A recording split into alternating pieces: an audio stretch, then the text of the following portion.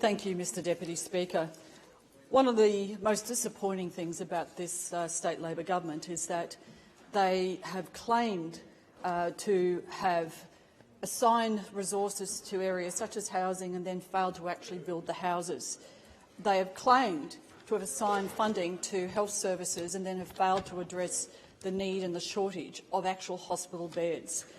They have, in so many areas, made big promises and, unfortunately, let down some of the most vulnerable people in our community.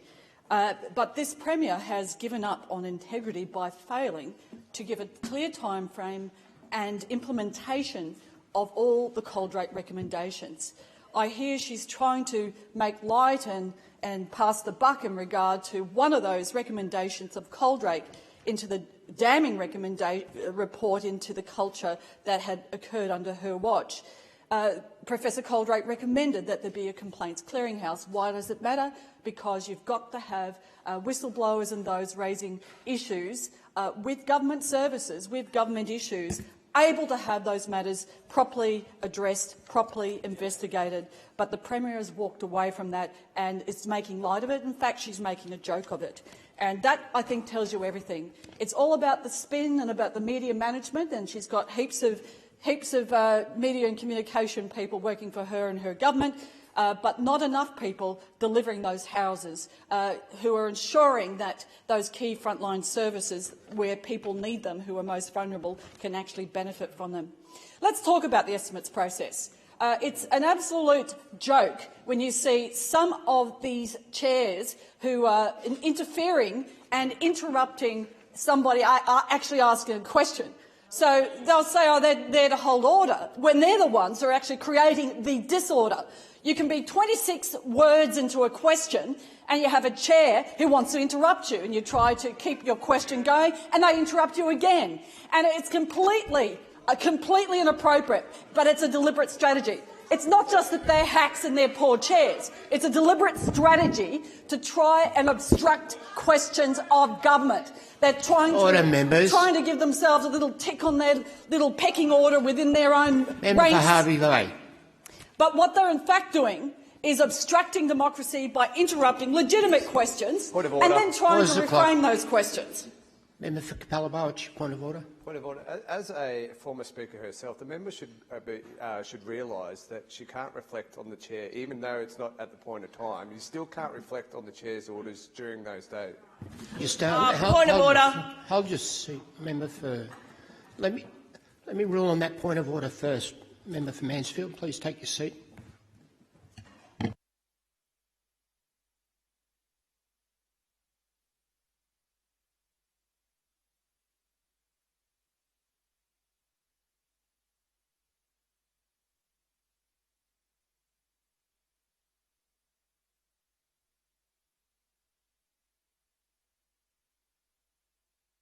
I'd remind all members to be cautious of directly reflecting on the chair. It's okay to make general statements about the performance of estimates, but let's not reflect generally on the chair. Now, before member for Mansfield, did you have a point of order? Thank you, Acting Speaker.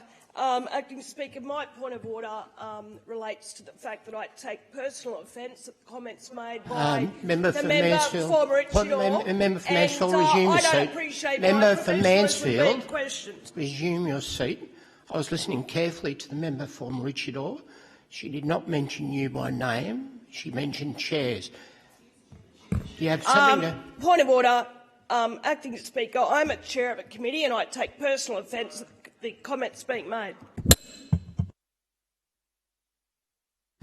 Member for Mansfield, I think you've been here long enough to understand that you can't take a personal offence unless you're mentioned. We've had rulings by the Speaker before that when members reflect on the government, that they're not personally reflecting on members. So for the member, for you to take personal offence, you need to be directly referred to. So there's no point of order. Member from which area you have the call. Thank you, Mr Acting Chair. So the process of estimates should allow for free-flowing questions and answers. And there are other jurisdictions who do it far better. That process was how it started in this House. And I don't want to see any effort to try and gag us discussing how we can do estimates better, because it can be done better, it must be done better, and I refute the claims of the Premier that they are in fact allowing a proper estimates Order, process. members. Pause the clock. Minister, you'll cease your interjections. Member, you'll cease your interjections as well, or I'll start warning more members. Member from Maroochydore, you have the call. Thank you.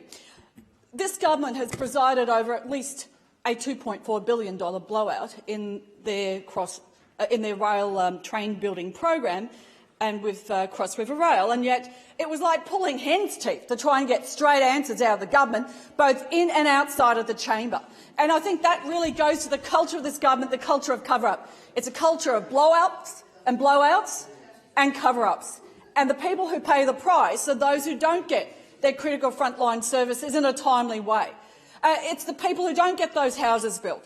It's the people who don't get their roads constructed in a timely way, where there is a high and growing rate of road deaths, and there is a need to address those frontline services. So it may seem to the Treasurer that it doesn't matter that there was a $2.4 billion blowout in that program and they didn't come clean about it for a couple of months. But these things matter. And these are issues of integrity and accountability that this government doesn't want to be held to account for. But we will call them out because it matters. The people of Queensland deserve to be told the truth and not have all these slippery little excuses for who did what, and no, they're not responsible, and oh, it's a staff member. We'll blame the staff member for why there were figures deliberately taken out of public documents and not reported in a clear way about significant cost blowouts. And this is the culture of this government.